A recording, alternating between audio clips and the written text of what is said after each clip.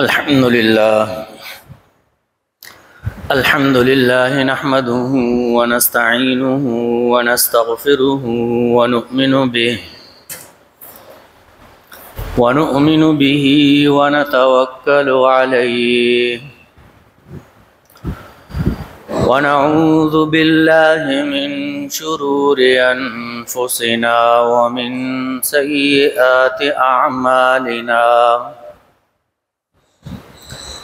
من يهده الله فلا مضل له ومن يضلله فلا هادي له ونشهد أن لا إله إلا الله وحده لا شريك له ونشهد أن سيدنا ومولانا محمدا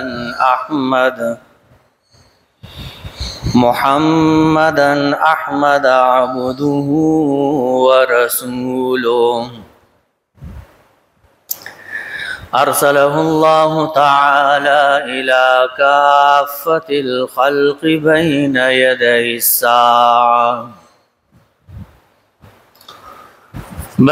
يدي الساعة بشيرا ونذيرا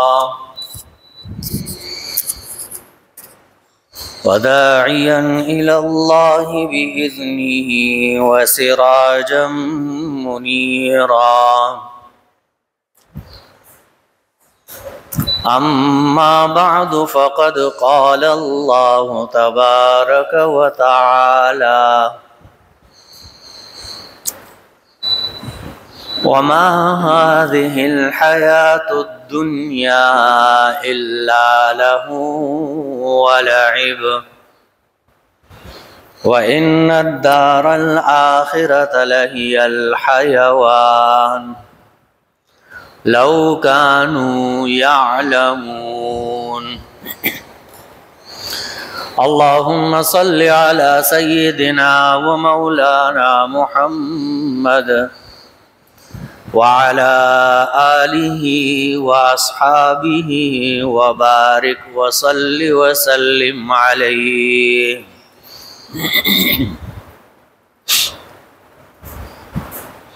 قابل احترام بزرگوں، محترم دوستوں اور ساتھیوں،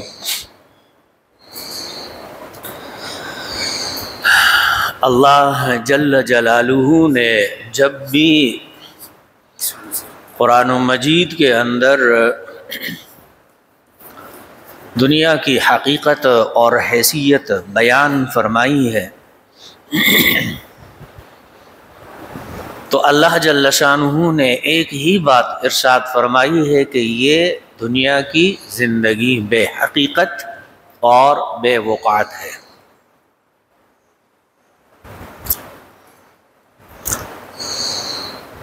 گویا کہ یہ انسان کا ایک خواب ہے،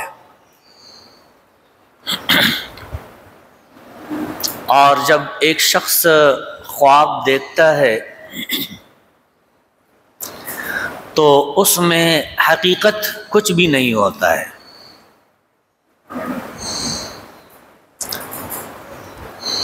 کبھی ایک شخص اپنے آپ کو خواب میں بادشاہ بن کر دیکھتا ہے، کبھی کیا مختلف صورتیں ہوتی ہیں، کیونکہ خوابوں کے بھی ہزاروں اقسام ہوتے ہیں۔ اکثر خواب ایسے بھی ہوتے ہیں جو قابل تعبیر نہیں ہوتے، اور کچھ خواب ایسے ہوتے ہیں کہ بظاہر تو وہ بیان کرنے کے نہیں ہوتے ہیں، لیکن اس کی ایک مکمل تعبیر ہوتی ہے۔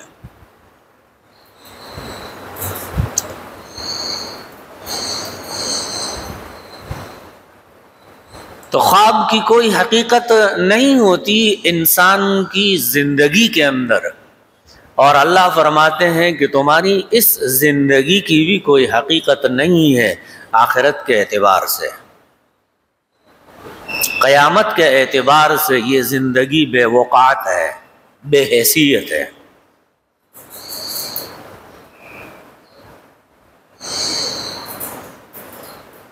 تو قرآن کریم میں اللہ جل شانہ فرماتے ہیں وَمَا هَذِهِ الْحَيَاةُ الدُّنْيَا إِلَّا لَهْوٌ وَلَعِبٌ،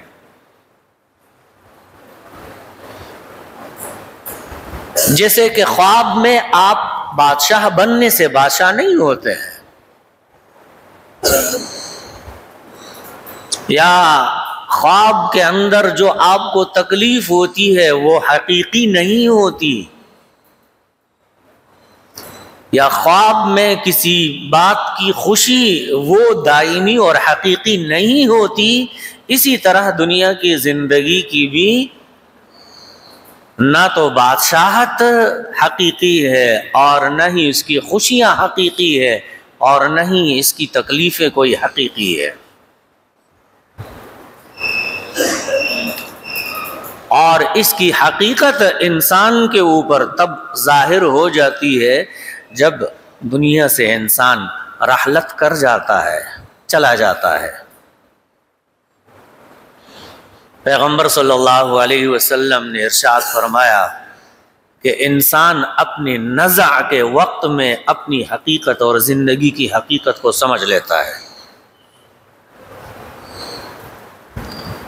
وہ چیزیں جو اس سے مخفی ہوتی ہے عام زندگی میں اس سے وہ مخفی ہے، وہ نہیں پتہ، معلوم نہیں، لیکن یہ جو نزع کی کیفیت آ جاتی ہے تو پھر انسان کی زندگی کی حقیقت اور آنے والی زندگی کی حقیقت انسان کو پتہ چل جاتا ہے۔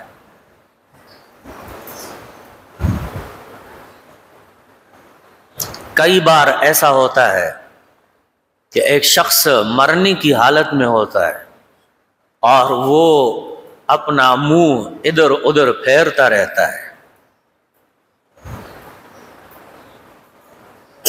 تو دنیا کے لوگ سمجھتے ہیں کہ شاید یہ کسی کو دیکھنا چاہتے ہیں، تیری طرف منہ کر کے دیکھ رہا ہے، میری طرف منہ کر کے دیکھ رہا ہے۔ لیکن فقہاء فرماتے ہیں کہ یہ کیفیت ایسی ہوتی ہے کہ اس کا نامہ اعمال اور اس کے اعمال کا نتیجہ اس کے سامنے آ جاتا ہے، لہٰذا وہ ادھر ادھر اس سے منہ پھیرتا ہے کہ وہ اس کے سامنے نہ آئے۔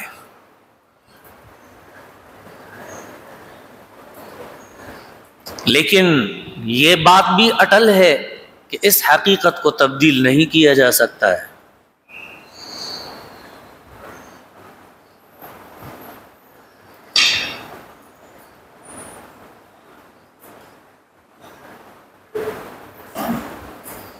قرآن کریم میں اللہ تبارک و تعالی نے دو قسم کے لوگوں کا ذکر فرمایا ہے۔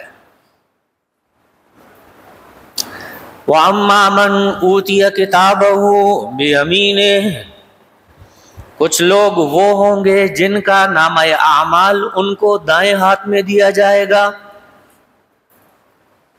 کیونکہ وہ بابرکت ہے، اس لیے ہر خیر کا جو کام ہوتا ہے وہ دائیں ہاتھ سے کیا جاتا ہے۔ یہ فرق اللہ نے رکھا ہے نا، ورنہ تو دائیں بائیں کا ذکر کرنے سے کیا مطلب ہے؟ اللہ قرآن میں دائیں اور بائیں ہاتھ کا ذکر کیوں کر رہے ہیں؟ کیونکہ دونوں کے امور اللہ نے تقسیم کر دیے ہیں۔ فَيَقُولُ هَاؤُمُ اقْرَءُوا كِتَابِيَهْ، جس کے دائیں ہاتھ میں اس کا نامہ اعمال دیا جائے گا وہ لوگوں سے کہے گا آؤ بھائی دیکھو دیکھو میں پاس ہو گیا، انی ظننت انی ملاق حسابیہ، کیونکہ مجھے یقین تھا کہ میں اللہ کے ساتھ ملاقات کروں گا، اور اس یقین کی وجہ سے اللہ رب العزت نے مجھے نجات دے دی۔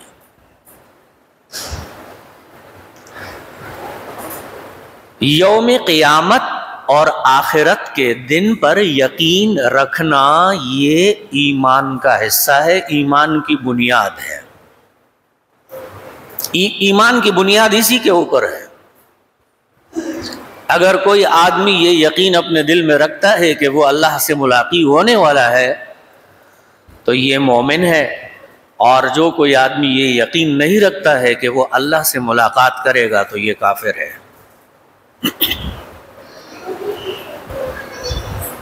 فَهُوَ فِي عِيشَةٍ رَاضِيَةٍ، قرآن کہتا ہے کہ وہ ایسی زندگی گزارے گا جو زندگی اس کو پسند ہوگی۔ جس آدمی کو نامہ اعمال دائیں ہاتھ میں دیا گیا نا، تو وہ اخروی زندگی اس کی ایسی گزرے گی جیسے وہ چاہتا ہے، جو چاہے گا وہ کرے گا، کسی چیز کی روک ٹوک نہیں ہے، کوئی ممانعت نہیں ہے، کوئی حلال و حرام کا حکم نہیں ہے، جو زندگی چاہے گا گزارے گا۔ فی عیشۃ راضیہ،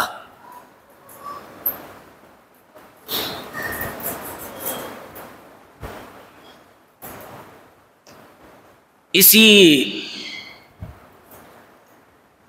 مضمون کو ڈاکٹر اقبال نے شعر میں بیان کیا ہے، اور وہ کہتا ہے خود ہی کو کر بلند اتنا کہ ہر تقدیر سے پہلے، خدا بندے سے خود پوچھے بتا تیری رضا کیا ہے۔ فَهُوَ فِي عِيشَةٍ رَاضِيَةٍ فِي جَنَّةٍ عَالِيَةٍ، اونچے اونچے محلات اور باغات میں ہوں گے۔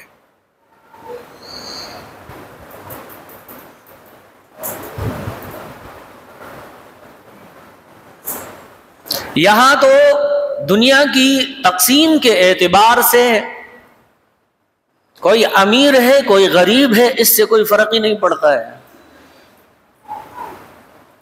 کیونکہ جانا تو سبھی کو مٹی میں ہی ہے۔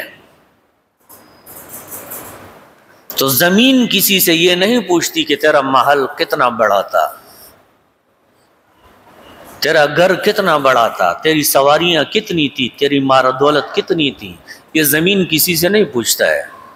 زمین کا کام ہے اس کے جسم کو کھا لینا، وہ کھا جاتا ہے۔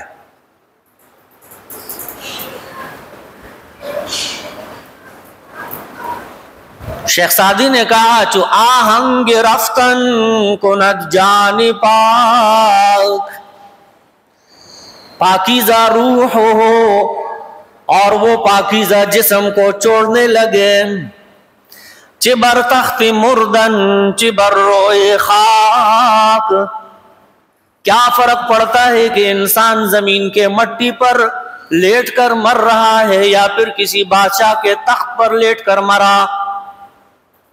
اصل چیز تو یہ ہے کہ روح پاکیزہ ہونی چاہیے۔ چبر تخت مردن چبر روئے خاک، انجام اچھا ہے کہیں بھی مرو بھائی، اس سے کیا فرق پڑتا ہے؟ انجام برا ہے تو پھر جگہ اور ٹھکانے کی کوئی حیثیت نہیں ہے۔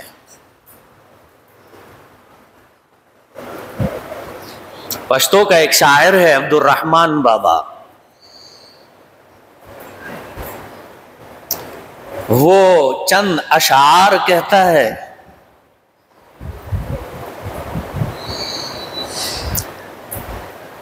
وہ آپ کو سمجھ میں تو نہیں آئیں گے لیکن یہ ہے کہ الفاظ بہت بابرکت ہے۔ ہر انسان تد انسان پہ نظر گورا، او خوار غریب تد خپل ځان پہ نظر گورا، ہر انسان کو انسان کی نظر سے دیکھو، وہ انسان ہے، جیسے اشرف المخلوق تم ہو ویسے ہی اشرف المخلوق وہ بھی ہے۔ اگر دنیا کے اندر کوئی غریب فقیر نظر آتا ہے تو اس کو بھی اپنے آپ اپنی حیثیت کے برابر دیکھو، کیوں تمہیں تو نہیں پتا ہے کہ اس کی حیثیت کیا ہے، اللہ کے ہاں اس کی حیثیت کیا ہے تمہیں نہیں پتا،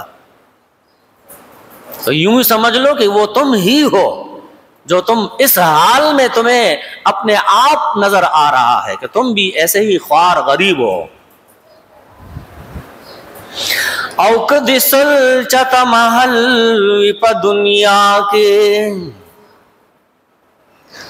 خپل قبر تا مکان پا نظر گورا، کہتا ہے اگر دنیا میں تمہاری 100 منزلہ گھر ہو نا، محل ہو، ایسا محل ہو 100 منزل محل ہو، لیکن پھر بھی یاد رکھنا کہ قبر کو ہی اپنے مکان سمجھ کر اس کو دیکھنا، کہ تیرا مکان جو ہے وہ قبر ہے۔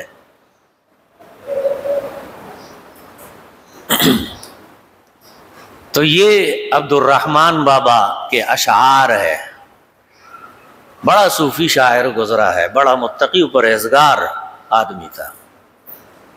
ایک شعر میں کہتا ہے، ہر زندہ چد مردہ پا قبر ورشی،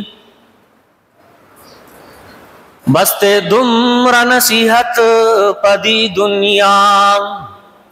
ہر زندہ آدمی جب کسی مردے کے قبر پر چلا جائے تو کہا کہ اس کو دنیا کے اندر یہی نصیحت کافی ہے، اتنی نصیحت کافی ہے کہ وہ قبر کے پاس چلا جاتا ہے، قبر کو دیکھ لیتا ہے، تو جو لیٹا ہوا ہے وہ بھی کسی زمانے میں تیرے جیسا چلتا پھرتا تھا، تیرے جیسے جوان تھا، طاقتور تھا، یہ سب کچھ تھا، لیکن اب کیا ہے؟ قبر میں لیٹا ہوا ہے۔ تو تم اپنے انجام کو اسی میں دیکھ لو کہ تیرا انجام بھی یہی ہونے والا ہے۔ تو اس لیے کہا کہ انسان کو زیادہ نصیحت کرنے کی ضرورت نہیں ہے۔ ایک انسان کا آنا جانا قبرستان میں لگا رہے تو وہ کبھی نہیں بھولے گا کہ وہ بھی یہی آنے والا ہے۔ فی جنت عالیہ، اللہ کہتے ہیں بڑی جنتوں میں ہوگا۔ وَأَمَّا مَنْ أُوتِيَ كِتَابَهُ وَرَاءَ ظَهْرِهِ، وَأَمَّا مَنْ أُوتِيَ كِتَابَهُ وَرَاءَ ظَهْرِهِ، اللہ فرماتے ہیں اور وہ شخص جس کو اس کا نامہ اعمال دیا گیا اس کے پیٹھ کے پیچھے سے دیا گیا۔ بشمال ہی کا لفظ بھی آیا ہے کہ نامہ اعمال بائیں ہاتھ میں دیا جائے گا، کیونکہ اس میں خیر نہیں ہوگا، خیر نہیں ہے تو بائیں ہاتھ میں دیا جائے گا۔ وراء ظہر، اور اللہ فرماتے ہیں پیٹھ کے پیچھے ہاتھ موڑ کر اس کے ہاتھ میں دیا جائے گا۔ تو دائیں اور بائیں کا فرق ہوتا ہے، دائیں اور بائیں کے احکامات تقسیم کیے گئے ہیں اللہ کی طرف سے۔ ہمارے ہاں اکثر لوگوں کی عادت ہوتی ہے تسبیحات پڑھتے ہیں، بیٹھ جاتے ہیں، دونوں ہاتھ شو شو شو شو شو کر کے دونوں ہاتھ سے تسبیحات پڑھ رہے ہوتے ہیں۔ بھائی دونوں ہاتھ سے کیوں پڑھ رہے ہو؟ تسبیحات ہے نا، خیر کا کام ہے تو دائیں ہاتھ سے پڑھو۔ عادت ہوتی ہے بس وہ بائیں ہاتھ کو بھی ڈال دیتے ہیں، بائیں ہاتھ کا کام یہ نہیں ہے۔ آپ دائیں ہاتھ سے استنجا کیوں نہیں کر سکتے؟ منع ہے نا، استنجا بائیں ہاتھ سے کرتے ہیں۔ تو یہ ممانعات اور یہ فرق پھر کیسے آ گیا؟ اگر تم سمجھتے ہو کہ دائیں بائیں میں کوئی فرق نہیں ہے، اگر تم سمجھتے ہو کہ مرد اور عورت میں فرق نہیں ہے، تو اللہ تبارک و تعالی نے اتنا بڑا مقام اور فرق کیوں رکھا ہے؟ فرق نہیں ہے تو ایک آدھ بار تم بھی بچہ جن کے دیکھو، وہ تو عورت کا ہی کام ہے نا۔ بچے پیدا ہوتے ہیں، مختلف عوارض ہوتے ہیں، تو وہ عارض تیرے ساتھ پھر کیوں نہیں ہے؟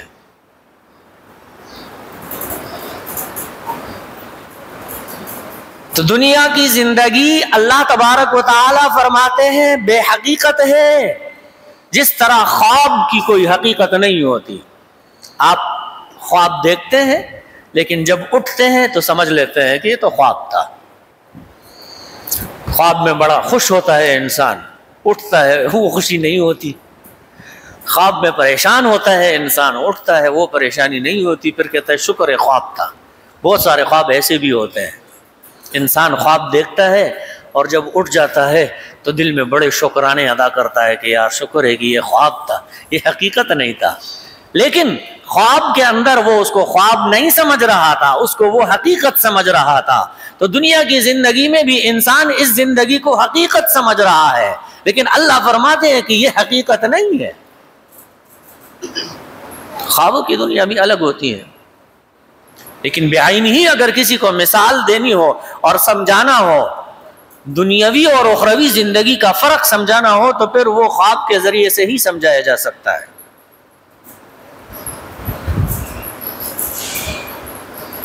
خواب مبشرات بھی ہوتے ہیں، اللہ رب العزت کی طرف سے بشارتیں مل جاتی ہے خواب کے اندر۔ پیغمبر صلی اللہ علیہ وسلم نے فرمایا لم یبق من النبوۃ الا المبشرات، نبوت میں سے کچھ بھی باقی نہیں ہے سوائے مبشرات اور خوشخبریوں کے۔ صحابہ نے پوچھا کہ مبشرات کیا ہے؟ پیغمبر علیہ السلام نے فرمایا الرؤیا الصالحہ، اچھے خواب جو ہے وہ باقی رہیں گے۔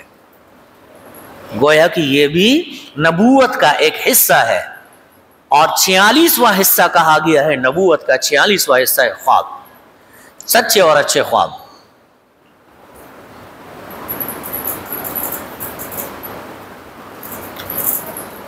خواب کے اندر بھی انسان کو دنیا کی حقیقت بتائی جاتی ہے۔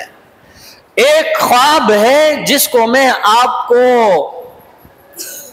یقیناً بتاتا ہوں کہ اگر کوئی شخص خواب کے اندر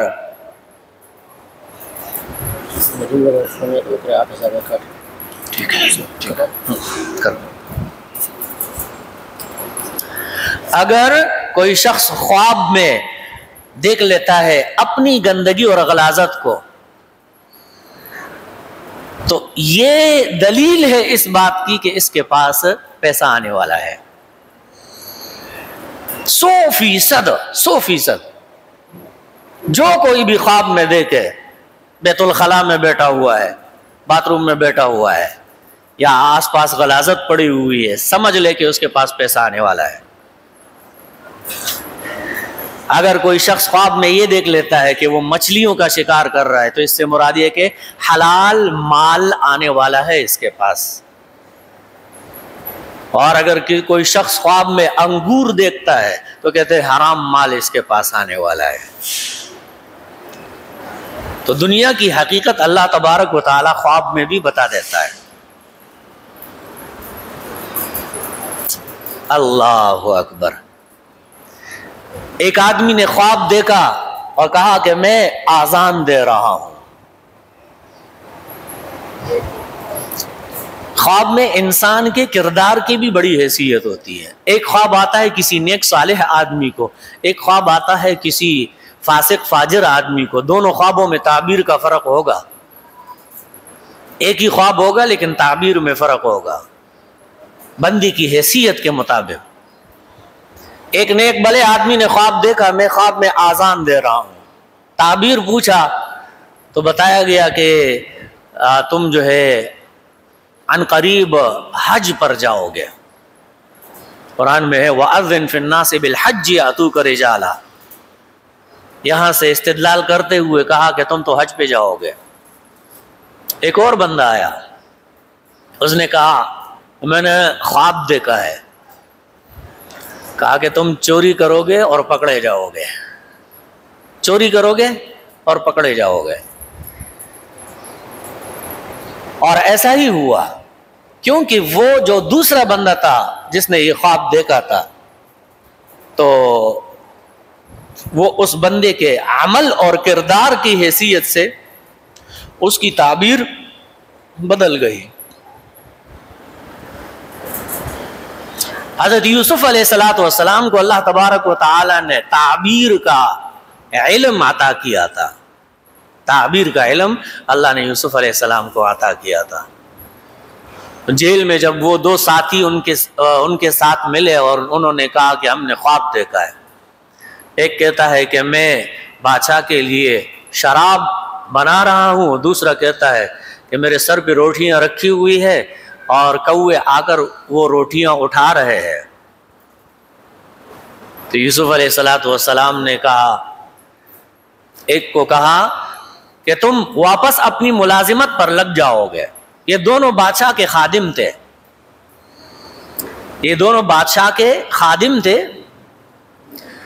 کیس یوں بنا تھا کہ بادشاہ کو زہر دیا گیا تھا اور اس کی تحقیق کی جا رہی تھی کہ زہر شراب میں دیا گیا یا زہر روٹی میں دیا گیا۔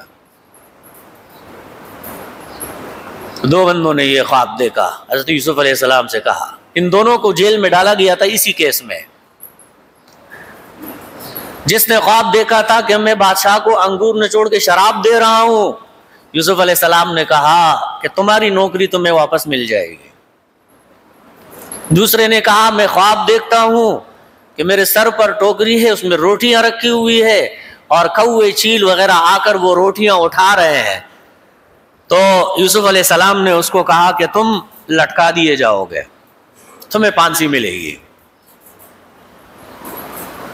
اور پھر یہی ہوا، وہ بندہ جس نے خواب دیکھا تھا کہ روٹیاں اٹھائی جا رہی، جب اس کو یہ تعبیر ملی تو کہا کہ نہیں، یہ تو میں نے ایسے ہی کچھ آدھا سویا ہوا تھا آدھا جاگا ہوا تھا، تعبیر اچھی نہیں ملی تو اب آدھا سویا تھا آدھا جاگا تھا، یہ اس طرح کی بہانے۔ یوسف علیہ السلام نے کہا جو بھی ہو تعبیر نکل چکی ہے، اور تعبیر کے بارے میں بتاتے ہیں کہ یہ ایسا ہوتا ہے جیسے کہ پرندہ ہوتا ہے، آپ اس کو جس طرف اڑائیں گے وہ اسی طرف اڑ کے چلا جائے گا۔ لہذا خواب کی تعبیر کسی اچھے بندے سے پوچھنا چاہیے، اور ہر کسی کے سامنے اس کو دیکھ کر ہی بیان نہیں کرنا چاہیے، کیونکہ آپ کو کوئی ایسی خواب بتا دے گا۔ ایک آدمی نے خواب دیکھا کہ میری ایک ٹانگ مشرق میں ہے ایک مغرب میں ہے، کسی بندے کے پاس گیا، اس کو بولا کہ میں نے تو خواب میں ایسا دیکھا ہے کہ میری ایک ٹانگ مشرق میں ایک مغرب میں ہے، تو کہا شکر کرو تو بیچ میں سے پٹھا نہیں ہے۔ پھر کسی عالم کے پاس گیا اور کہا کہ خواب میں نے ایسا دیکھا اور فلاں بندے کو میں نے بتایا، وہ مجھے کہتا ہے کہ تم شکر کرو کہ تو پٹ نہیں گیا ہے۔ وہ کہا کہ وہ ظالم آدمی، اگر تو یہ خواب اس کو نہ بتاتا، میرے پاس سیدھا آتا تو میں تمہیں تعبیر بتا دیتا کہ تمہیں اللہ پوری دنیا کی بادشاہت دینے والا تھا، پوری دنیا کی بادشاہت تجھے ملنے والی تھی، لیکن تو نے خواب کی تعبیر بھی پوچھ لی، تو کس سے پوچھ لی کہ اس نے تعبیر بھی بتا دیا۔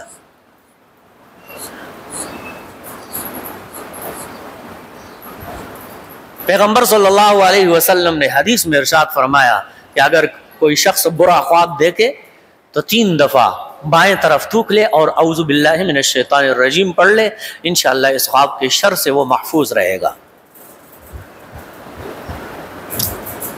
اور خواب اگر برا ہو تو صدقہ بھی کر لینا چاہیے، اس کا اندازہ بھی کوئی عالم ہی بتا سکتا ہے کہ اس خواب کا صدقہ کیا ہونا چاہیے۔ کوئی آدمی خواب میں دیکھتا ہے کہ شیر نے اس کو پکڑا ہوا ہے، تو صاف صاف تعبیر یہ ہے کہ جانے والا ہے، اس کی ٹکٹ کٹنے والی ہے، تو پھر تعبیر یہ بتایا جاتا ہے کہ بھائی آپ گائے ذبح کر لو، ہو سکتا ہے تو 7 گائے ذبح کر لو، نہیں تو کم از کم 1 گائے تو ذبح کر ہی لو، تاکہ یہ تیری جان کا بدلہ اور فدیہ بن سکے۔ لیکن یہ بھی حقیقت ہے کہ تقدیر کو بدلا نہیں جا سکتا، اس کے لیے کچھ بھی سبب بن سکتا ہے، کوئی بھی چیز اس کے لیے سبب بن جائے گا۔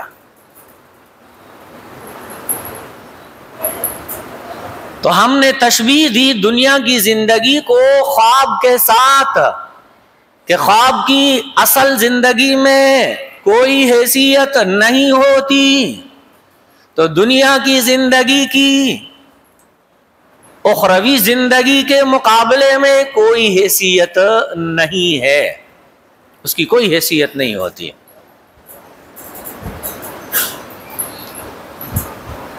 وہ سو کر خواب دیکھنا تو کیا، آج کل تو لوگ جاگتے میں خواب دیکھتے ہیں، جاگتے میں ہی خواب دیکھ رہے ہوتے ہیں۔ ابھی پچھلے دنوں ہمارے ملک وطن عزیز پاکستان کے اوپر کافروں نے حملہ کیا، تو عوام تو بڑے جذباتی ہوتے ہیں، بس وہ سمجھنے لگے کہ یہ ہوا اور وہ ہوا۔ ہم پہنچ گئے کشمیر میں بھی، ایک نے کہا کہ ہم فجر کی نماز دلی میں پڑھیں گے، اور دوسرے نے کیا کہا، تیسرے نے کیا کچھ کہا، کچھ بھی نہیں ہوا۔